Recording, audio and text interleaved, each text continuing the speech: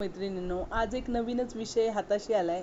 आज आपण chat GPT या ॲपविषयी अगदी थोडक्यात माहिती घेणार आहोत. हे जे चॅट जीपीटी नावाचं फुलासारखं दिसणारं ॲप आहे ते मी आत्ता ओपन करते. बघा, हे ओपन झाले आणि विचारते मला what can I help with. तर मी त्याच्याशी मराठीतच बोलणार आहे कारण मला मराठी कम्फर्ट आहे. बघा, मी त्याच्याशी बोलते गुगल माईक्स चालू करून. अगं, मला थोडीशी माहिती सांग ना, की देवीची नवविधा भक्ती म्हणजे काय? बघा हा गंमत.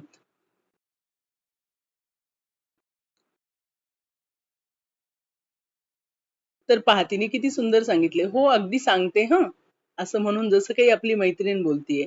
आणि तिने नवरात्रात किंवा देवीच्या पूजेत नवविधा भक्ती म्हणजे काय हे सांगितले. परत श्रवण, कीर्तन, स्मरण, पादसेवन, अर्चन, वंदन, दास्य, साख्य, आत्मनिवेदन या नवविधा भक्तीचं तिने व्यवस्थित सांगितले. आणि खाली परत विचारती ती आपल्याला, तुला हवं का? मी प्रत्येक भक्तीचा सोपा दैनंदिन जीवनाचा कसा उपयोग करता येईल तेही समजावून सांगते. सांग ना.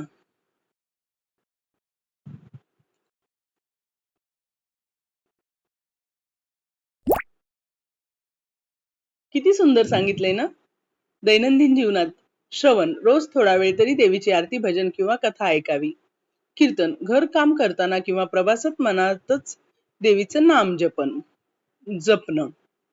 स्मरण, जेवताना, चालताना, झोपण्यापूर्वी देवीची आठवण ठेवणं. पादसेवन, आई वडिलांना, मोठ्यांना सेवा करणं हेच देवीच्या चरणी सेवा मानली जाते. अर्चन, सकाळी संध्याकाळी दिवा लावून फुल नैवेद्य अर्पण करणं.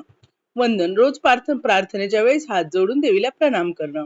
दास्य, आपण जे काम करतो ते देवीसाठीच आहे असं मानून नम्रतेने करणं.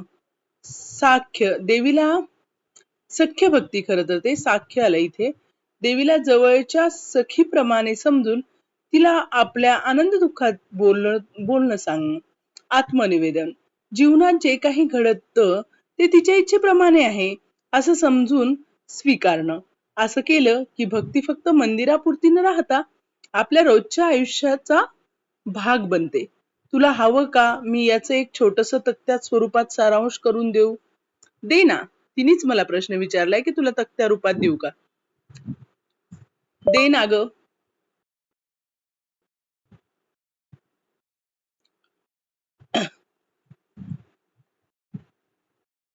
वा, खूपच छान केलंस तू.